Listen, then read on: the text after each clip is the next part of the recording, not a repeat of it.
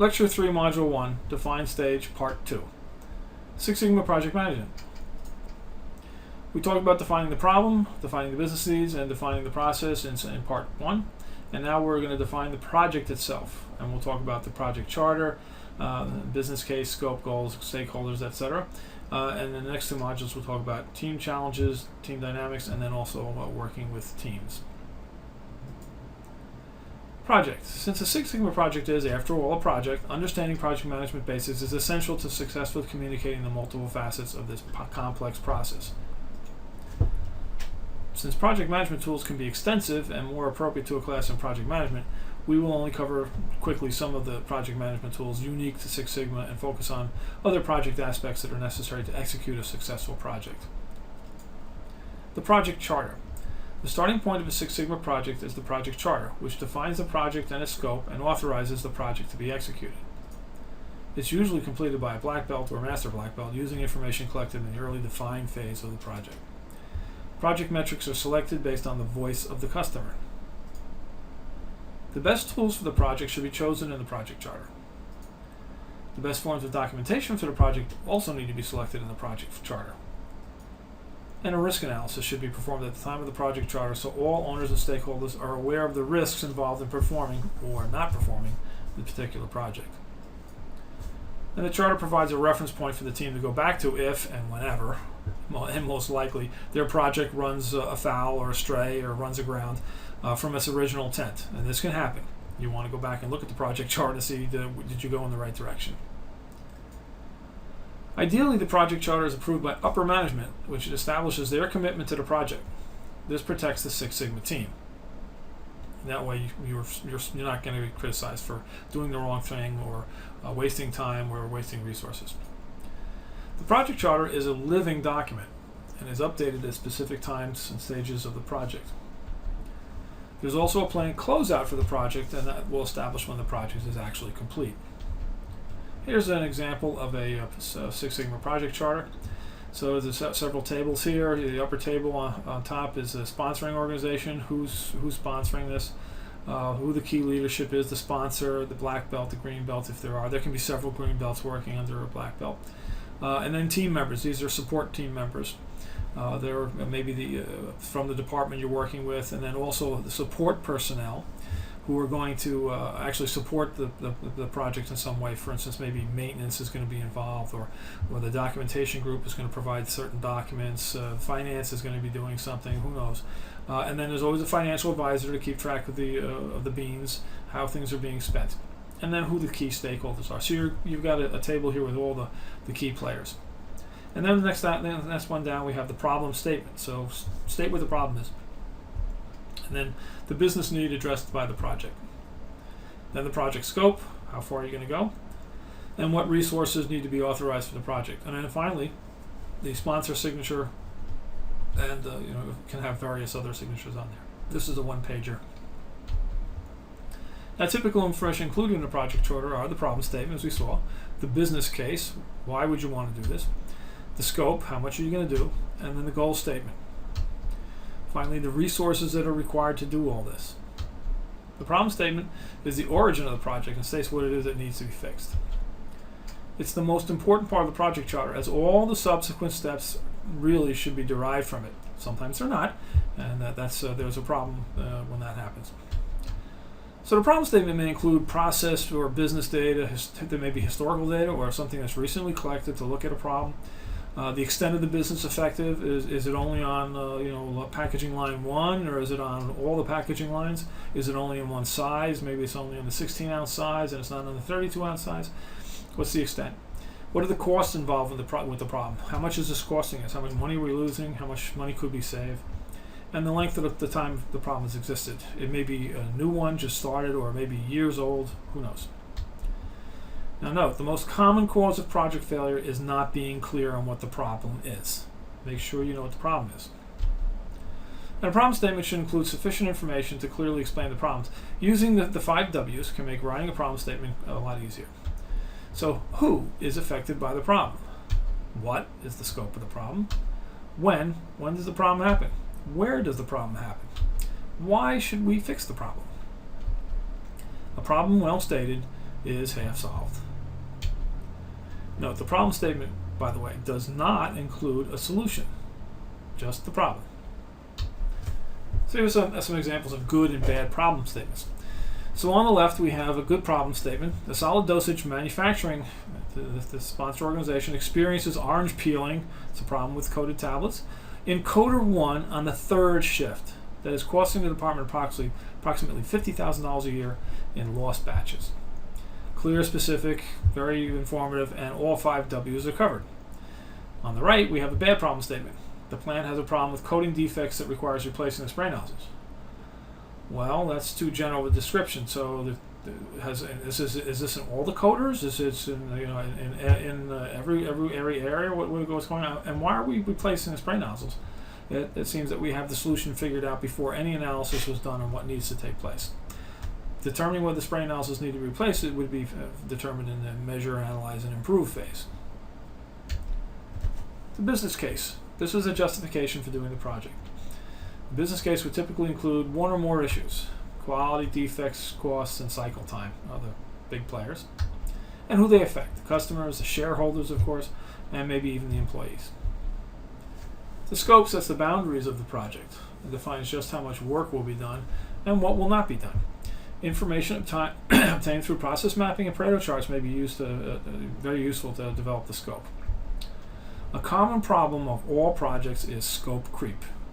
As the project progresses, many issues are discovered and things that weren't seen before, and they need correcting, and they somehow become attached to the project and wind up drawing resources away from the original project intent. So basically, the boundaries of the project keep creeping more and more and more outward, and before you know it, you're solving all the world's problems. You need to keep scope creep under control.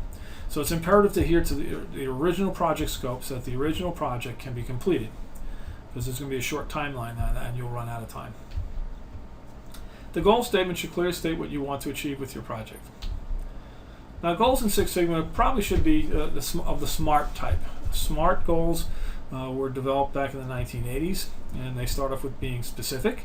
So reduce the cost of widgets by $1 million. That's very specific. Reduce the lead time of making the widgets by 50%. That's specific. Measurable. Provide an appropriate metric to determine if you were successful.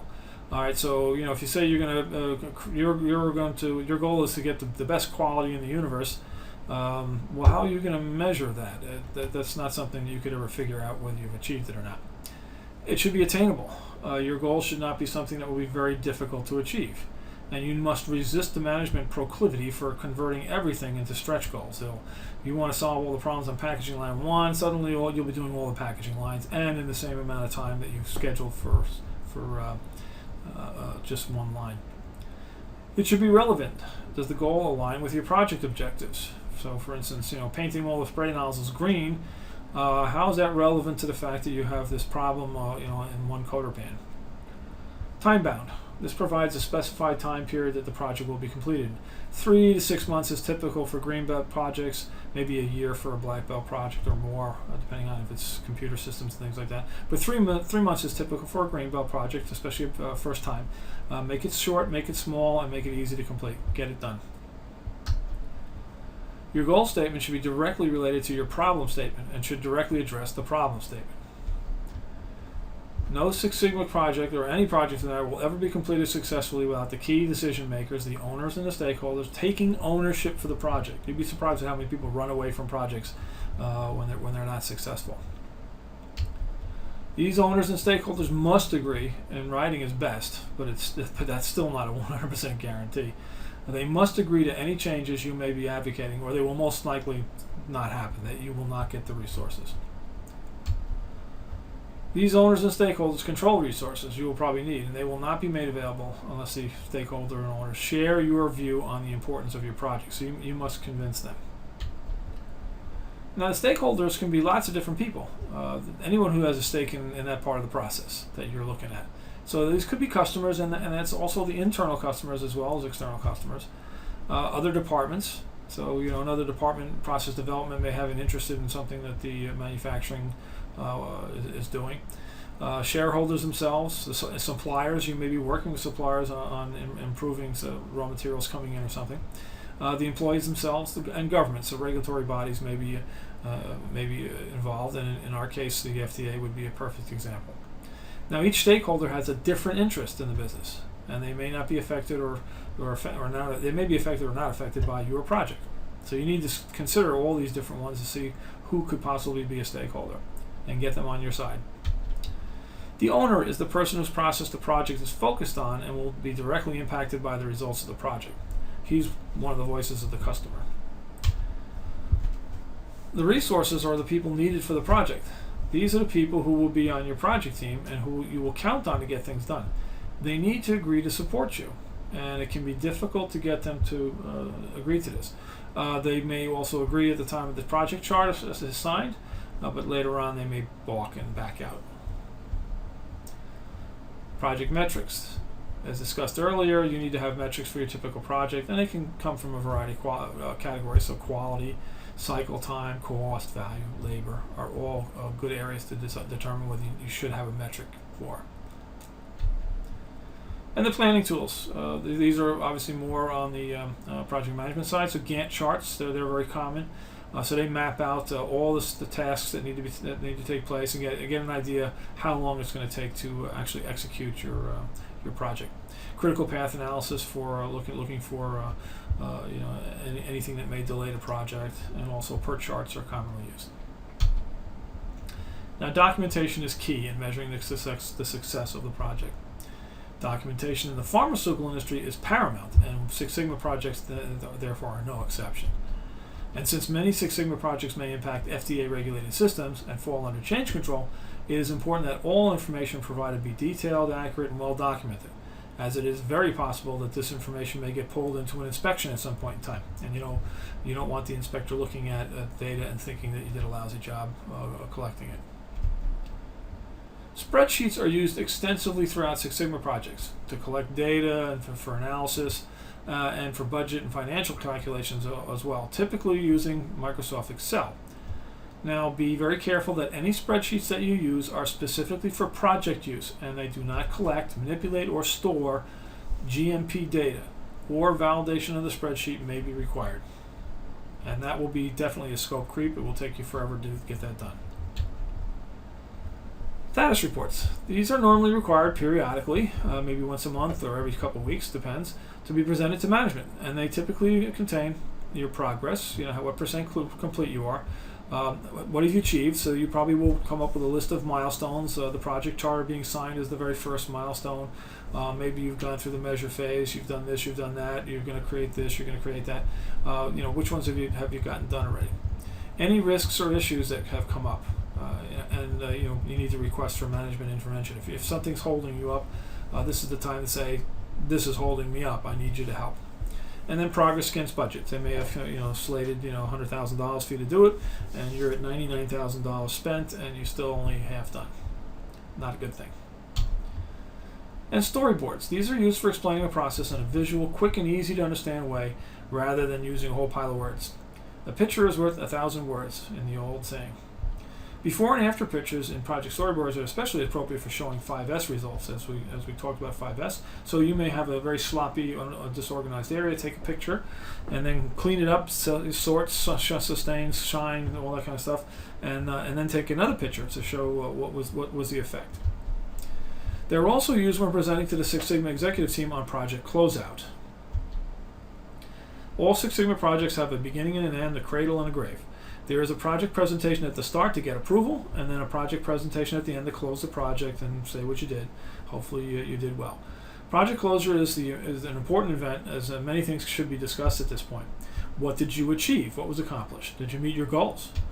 What were the lessons learned? Hey, what really worked well when you were doing this? This really is a great tool. I think we should use this more often. What would have been better? We had a lot of problems with this, that, and the other thing. What should the team do differently? And any opportunities. This is the time to tell them, hey, we noticed there's a problem over on line 2. There's this, that, there's that. We uncovered this data that showed we should probably look at this. These are all other potential Six Sigma projects that somebody else could do and save the company money as well.